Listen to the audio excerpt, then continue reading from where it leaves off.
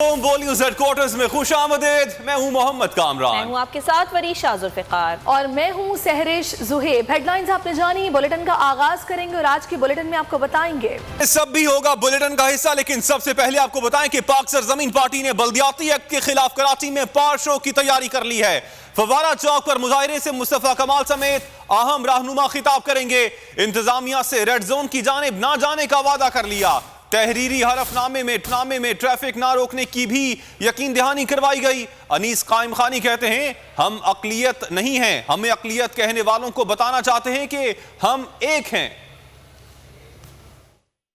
आज फवारा चौक पर जलाल दिखाएंगे मगर रेड जोन की तरफ नहीं जाएंगे। पीएसपी ने तहरीरी हल्फनामा जमा करा दिया। पाक सरजमीन पार्टी ने पावर शो के इंतजामात को फाइनल टच दे दिया। मुजाहिरीन बल्दियाती एक्ट के खिलाफ भरपूर एहतजाज रिकॉर्ड कराएंगे। मुस्तफा कमाल खिताब में आइंदा लहे अमल का ऐलान करेंगे। अनीस कायम खानी कहते हैं कराची वाले घरों से निकले हैं, जो कहते हैं हम अकलियत में हैं उनको बताना है कि हम एक हैं। जो हमें कहते हैं हम अकलियत में हैं उन्हें बताना है कि कराची वाले सब एक हैं। कराची का पख्तून एक है, कराची का बलोच एक है, कराची का सिंधी एक है, कराची का सराइकी एक है, कराची का हजारेवाल एक है, कराची का पख्तून एक और कराची का महाजिर एक है। पीएसपी क़यादत ने एहतजाज के दौरान ट्रैफिक न रोकने का यकीन दिला दिया। कमिश्नर और इंतजामिया को जमा कराए गए हल्फनामे में कोरोना SOPs पर अमल का भी वादा कर लिया गया। कहा स्टेज IMCA ग्राउंड की तरफ रुख फवारा चौक की जानिब होगा। मुजाहिरा पुरअमन होगा, किसी नुकसान की सूरत में जिम्मेदारी। चेयरमैन PSP मुस्तफा कमाल कहते हैं जालिम हुक्मरानों का साथ देने वालों का अंजाम उन्हीं के साथ होगा। जो लोग पीपल्स पार्टी के जुल्म पर खामोश हैं उनको जरदारी का साथी माना जाएगा। फवारा चौक पर मीडिया से गुफ्तगू में उनका कहना था कि पाकिस्तान के वसाइल पर एक वज़ीर आज़म और 4 वज़राए आला काबिज हैं। ये लोग पाकिस्तान के आइन और कानून को नहीं मानते। हमें वज़ीर आला हाउस से इख्तियारात निकाल कर गलियों में लेकर आने हैं। आवाम को इस मकसद के लिए घरों से निकलना होगा। मुस्तफा कमाल ने रैली को कामयाब बनाने के लिए शहरियों को घरों से निकलने की भी अपील की। पाकिस्तान का मसला यही है कि एक वज़ीर आज़म और आज़म और 4 वज़राए आला पाकिस्तान की सारे इख्तियार दौलत पर काबिज होकर बैठे हुए हैं। आइन को नहीं मानते, कानून को नहीं मानते, जमहूरियत को नहीं मानते। वो हमें वज़ीर आला हाउस से इख्तियारात निकाल कर अपनी गलियों में लेकर आने। जो हमारे मसाइल गलियों के, उसका इख्तियार और वसाइल हमारी गली के आदमी को होना चाहिए। ये है बुनियादी आम लफ्ज़ों में, आम जुबान में, ये है हमारा मसला जिसको हम हल कराने आए हैं।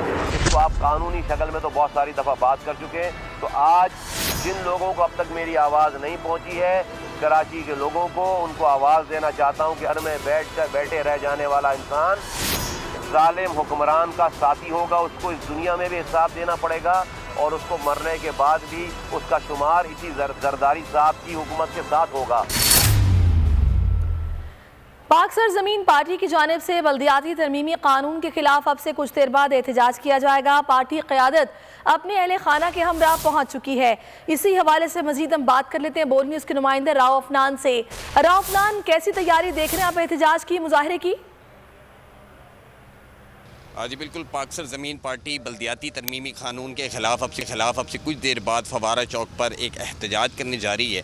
अमूमन ये होता है कि पार्टी क़यादत बाद में आती है, उनके अहला खाना जो है वो कारकुनान के बाद में आते हैं, लेकिन इधर जो है वो एक मुनफरिद रिवायत कायम की है। पाक सरजमीन पार्टी के सरबरा मुस्तफ़ा कमाल अपने अहल खाना, अनीस कायम खानी जो पार्टी के सदर हैं, वो अपने अहल खाना के हमरा यहाँ पर मौजूद हैं कारकुनान की आमद से पहले। हम पहले मुस्तफ़ा कमाल की अहलिया से बात करेंगे।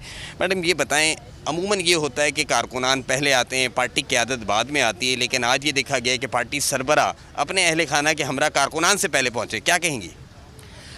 हम शुरुआत करेंगे और हम इसीलिए आए हैं ताकि हम प्रूव करें कि ये सिर्फ बातों के हद तक नहीं है। ये हम इस चीज़ को मानते हैं और हम चाहते हैं कि कराची के लोग इसको देखें, इसको समझें, क्योंकि ये मसला जो है लोकल लेवल पे जो है वो सब यानी कि कराची आइट्स के लिए, और इनको इतना देखना चाहिए कि एक आदमी जो पहले इतना अच्छा किरदार निभा चुका है तो अब जो है वो अपनी पूरी जो है सब चीज़ छोड़ के वापस इधर है अपनी पूरी फैमिली के साथ, तो ही सीरियस।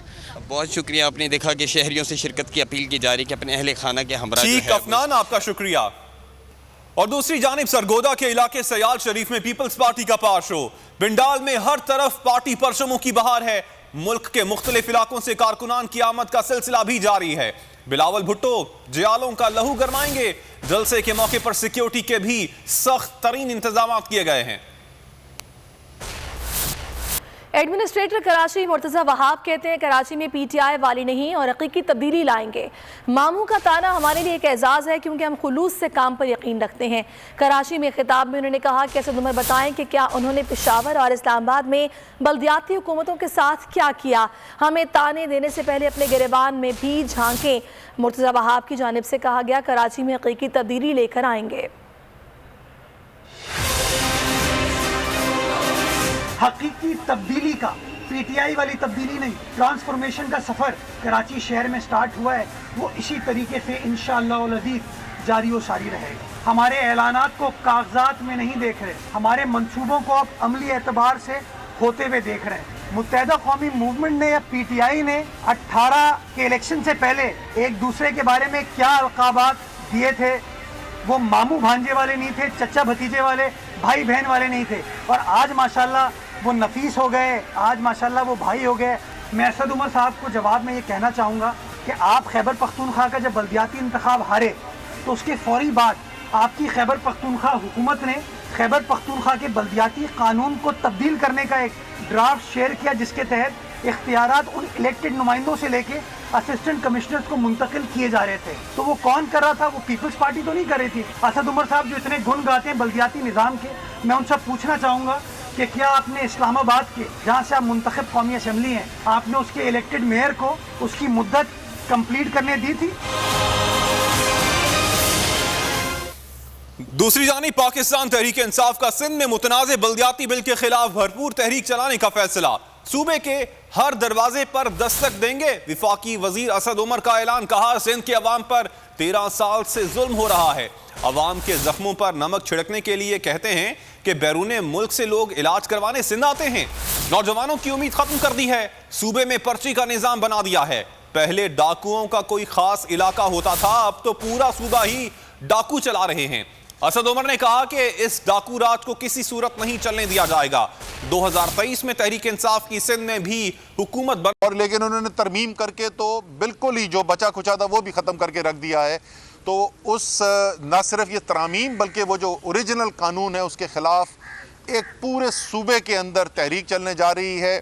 सिंध की हुकूमत जो है वो अभी तक ये काम करने को तैयार नहीं है और लोगों के ज़ख्मों पे नमक छिड़कने के लिए सिंध हुकूमत के तर्जुमान ये कहते हैं कि बैरून मुल्क से लोग इलाज कराने सिंध आते हैं। अब मैं क्या इंसान जो है, जो लोग अगर इतनी तकलीफ़ से ना गुज़र रहे हों इस सिंध हुकूमत की जो लापरवाही है, तो इंसान को शायद हंसी आए। लोगों को डाकू राज के ऊपर छोड़ दिया है। पहले जो है वो मखसूस इलाके होते थे सूबे के, अब तो खैर 13 साल से तो सूबा ही पूरे डाकू चला रहे। सिंध के अंदर भी 2023 में किसी सूरत में भी ये मुमकिन नहीं है कि ये जो डाकू राज सिंध के अंदर चल रहा है इसको मज़ीद चलने दिया जाए। और वफाकी वजीर अली जैदी का कहना है कि जरदारी माफिया गॉडफादर बनकर बैठे हुए हैं। जरदारी माफिया ने एक मुंशी को वजीर आला सिंध बना दिया। पीपल्स पार्टी जमहूरियत का दर्स देती है लेकिन सिंध में अपोजिशन का एक रुकन कमेटी भी नहीं रखा। मीडिया से गुफ्तगू में उनका कहना था Bilawal Bhutto human rights committee के चेयरमैन बने हुए हैं लेकिन ह्यूमन राइट्स की सबसे ज़्यादा खिलाफ वर्जी सिंध में ही होती है। यहाँ पे कोई सियासी जमात तो हुकूमत कर नहीं रही। यहाँ तो एक माफिया है जिसका नाम है जरदारी माफिया। वो गॉडफादर बन के बैठा हुआ है। मुंशी को उसने अपने लगा दिया CM चीफ मुंशी, और वो शायद उसके लिए पहले पैसे गिनता था, उसको नवाज दिया, उसको CM बना के। हम समझे कि शायद बाहर से पढ़ लिख के आया है तो कुछ शायद कोई सेंस प्रिवेल करेगी। पता चला कि ये वो उससे भी उतना ही ख़राब है या उससे ज़्यादा ख़राब ना हो। ऊपर से ये लेके आ गए काला कानून, और इस काले कानून पे सारी जॉइंट अपोजिशन इकट्ठा है। और ये भी मैं बताता चलूँ आपको, दोबारा वो रिपीट करके बताता चलूँ कि जमहूरियत का सबक देने वालों ने आज तक 3.5 साल में सिंध। खबरों के सिलसिले को आगे बढ़ाते हैं। शरीफ फैमिली ने शरीफ डॉक्ट्राइन मुतारिफ कराया। शरीफ डॉक्ट्राइन का मतलब लूट मार करके भाग जाना है। शरीफ फैमिली के हवाले से शहबाज शरीफ के खिलाफ 7.5 अरब का टीटीज का स्कैंडल है। इन्होंने धेले की नहीं बल्कि अरबों की करप्शन की।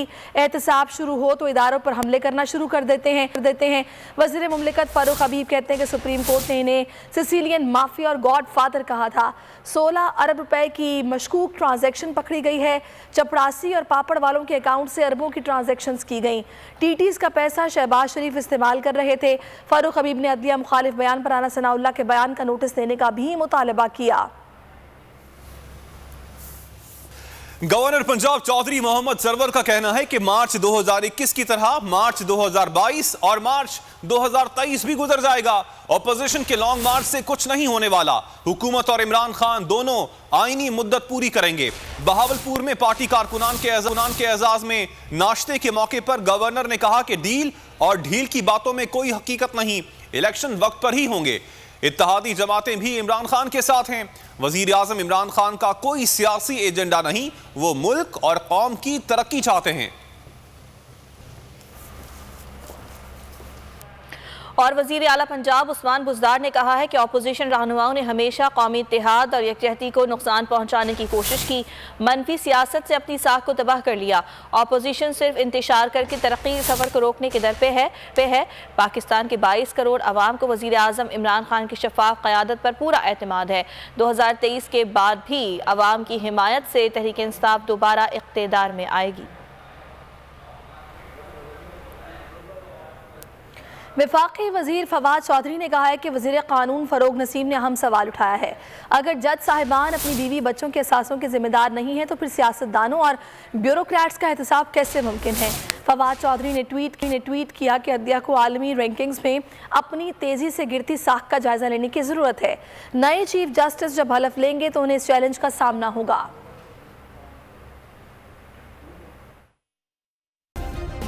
सब्सक्राइब करें और बेल दबाएं ताकि कोई खबर रह न जाए।